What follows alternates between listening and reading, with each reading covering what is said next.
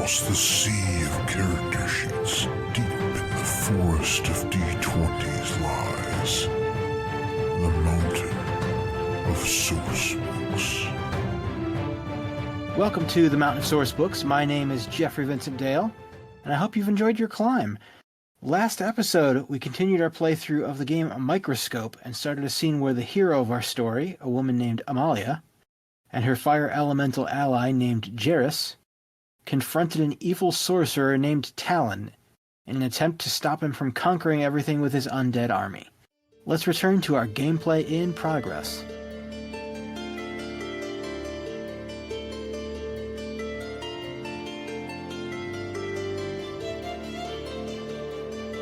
You are winning in the strength department, but I have the power of the undead. If you strike me down right now, I'll just come back. Find you when you least expect it. Hard to bring back something that's not there anymore. Jairus is planning to just burn the body once he's dead. It's usually what we do.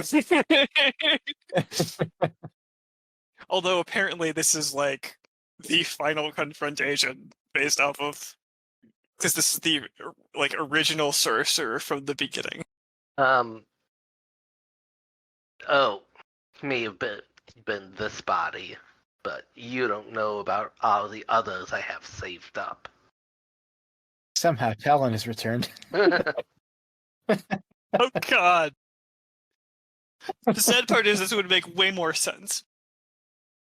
By the way, I will forever love the somehow. Okay. So you're telling me I can't beat you? That no matter how hard I try, you'll just come back with another body? You could beat me today, but maybe not tomorrow, or the next day. So you just want this to keep going on and on forever? No end? Constant cycle of just dying and coming back? Not really. I would just kind of like to control everything. Control the whole world, control the tree. Take all of the gods' powers. But you're just a little roadblock in the way. Annoying little roadblock. I actually really like this out of character, because you just introduced the concept of the tree is essentially becoming our common enemy, and I'm not sure how to use that. Well, if we can't stop him, then we'll have to stop his power. Yeah, but good luck. It's all over the place, like practically miles and miles, and like hundreds of miles around us, the roots go everywhere. I wouldn't even be surprised if it goes all over the planet. If he's literally inside of this thing, is there really anything that we can do? I mean, maybe Edis will know how to get rid of the tree. Maybe we could destroy it. I don't know where they are. We can figure that out when we get there. Let's toast this guy. Also, I just love the idea of Jairus having a Brooklyn accent. Or Long Island. Long Island's good too. Let's toast this guy right now, and then we'll deal with the tree. So I guess we need to get to that point where the offer is made. Oh yeah, I forgot about the offer. Maybe we get to a point where we've defeated him and he's about to be toast, literally. That sounds like a good idea. We realized, okay, no, we cannot stop this guy because he's like, something happens. Whatever he does to come back, yeah. Yeah. So you'll just like somehow have me, maybe, and like maybe you're about to swing your axe down at me. Yes. Unfortunately, I don't know how you do a action sequence with a physical character that's not just like, oh, and I kill them. Somehow getting Jarrus to heat up the blade of your axe or something, because you know that's what's needed Right. to break through my defenses, and I'm like, you're really strong. And as long as we're fighting each other, we're just harming ourselves. Two mighty beings. We can work together instead. I can teach you my powers. To what end? To what end? Whatever end you want. You can do whatever you want with this magic. What do you want? I could help you. You say you want to be in control of this whole tree. We can split it. How do I make this a fun? Oh, so we can split it? I didn't even mean. He accidentally proposes the very end, the thing he wants.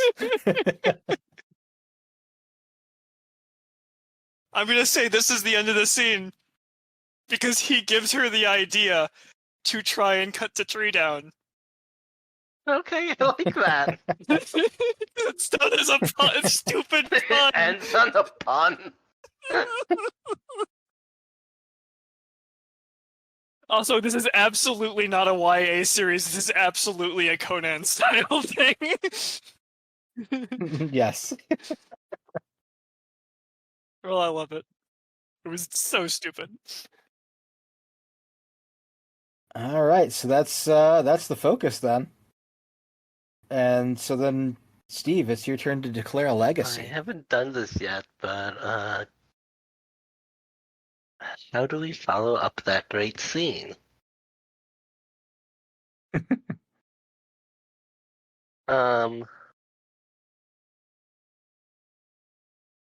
highlighting something that was said during this. Yeah.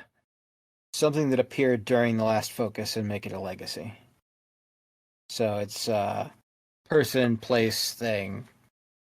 I put the list. I'm gonna say that's a light scene because it's like finally leading towards something good, and we haven't had a light scene in years. Yeah. I honestly thought that you were going to make the hero join him.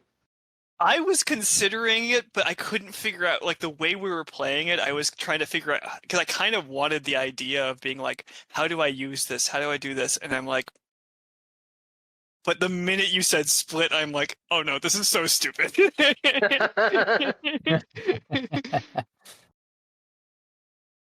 I mean, I'm trying to even.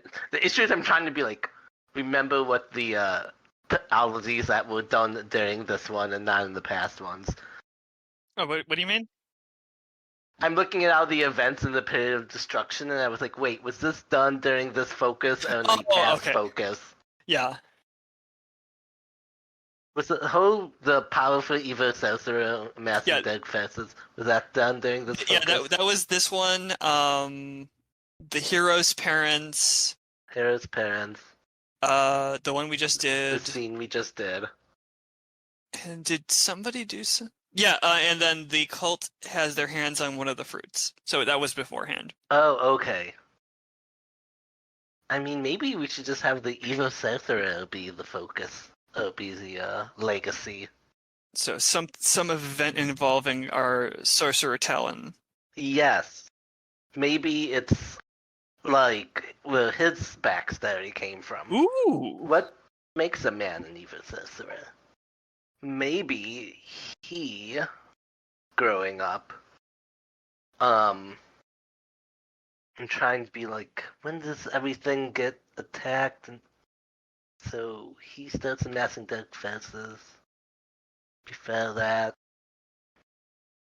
Honestly, like, up until the War of the Elementals, it's not peaceful, but it's like not violent yet. That's when everything goes crazy. Yeah. I'm gonna say, in my again making everything way too dark, Mm-hmm. that he was an orphan during the period of study, and some scientists used him as a test subject. Ooh. So they were giving him casting magic in him, and they were like giving him maybe not the fruit, but like grinding parts of the peel of the fruit into his So, like, food. essentially they were infusing him with power as opposed to feeding him it, which would give like a different effect. Yes. So they were like, hey, the fruit does this. What if we grind some of the branches and like put that on him? What if we... Yeah, they like experiment They're with experimenting to on him. like physically, yeah. Yes. And then like one day there's a reaction, like magic bursts out of him, kills one of the scientists, but the zombie of the scientist like lasts around and like obeys him. And that's how he learns how to control the dead. Okay. Yes. I gotta be honest, when I first did the introduction of fairies that tend to the tree, that was a much like gentler time.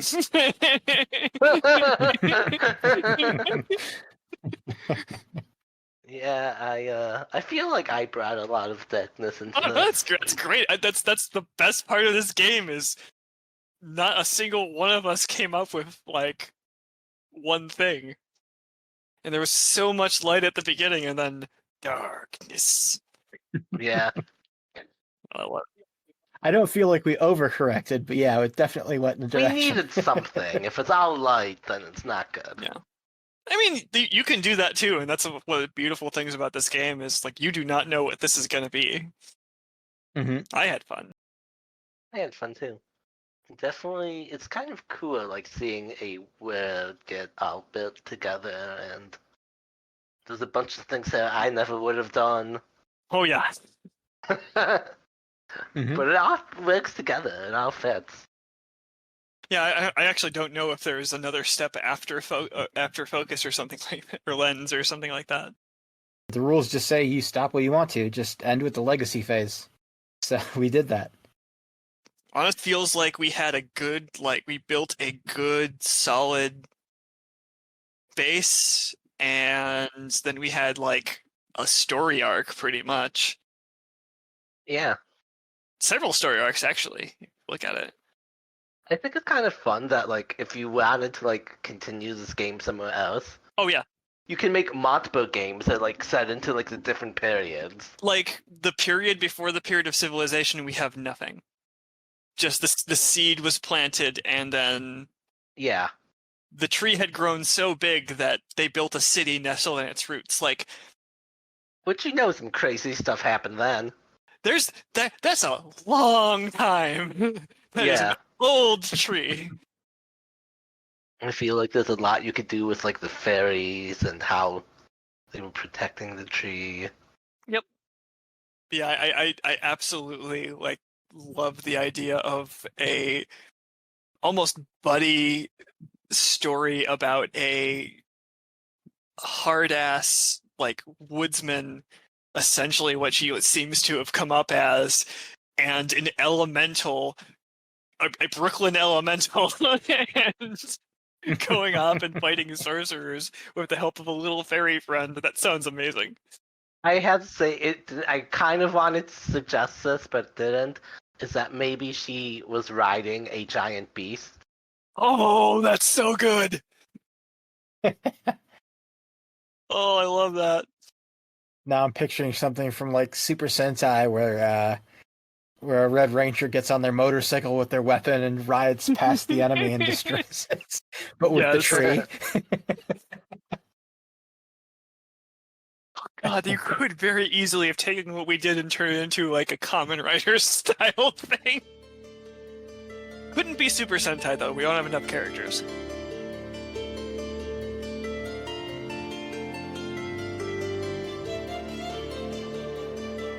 All right, and that's it for this week and for our actual play of Microscope. Join us on September 5th when we will be discussing our final thoughts on the game. Until then, thank you for joining us, and careful on your way back down the mountain.